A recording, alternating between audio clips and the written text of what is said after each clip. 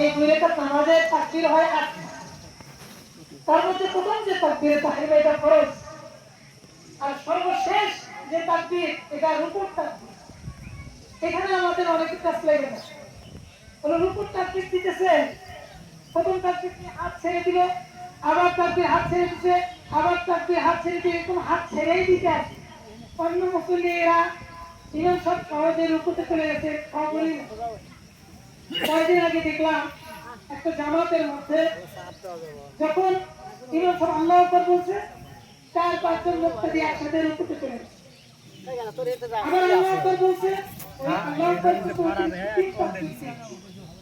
প্রথম তাকবীরটা সাথে মুসল্লিরা বলে তো ডিজিটাল মুসল্লি, আপনারা তো ভালো মুসল্লি, এক লাগাতার এক লেভেলে 5-7 জন মানুষ প্রথম তাকবীরে চলে গেছে রুকুতে, দ্বিতীয় তাকবীরে চলে গেছে সিজদাতে, তৃতীয় তাকবীরে আরেকটা সিজদাতে উঠতে দেখেছে কেউ করবে। আমাদের তো খবর খারাপ, আমরা তো নিচে আছি, ওরা তো এই আসমানি করে আছে। তো আমাদের এই বাচ্চারিক এই নামাজটা নিয়ে আসলে অনেকের ইচ্ছুকি হয়। আসলে কি বলবো, এটাই তো শেখার দরকার ছিল, কিন্তু আমাদের এখন পর্যন্ত এই শেখা হলো না। এখন পর্যন্ত আমাদের সেই সুমুখ আর সেই গুণ আসলো না যে আল্লাহ পাকের নৈকট্য হাসিল করে মূল ইবাদত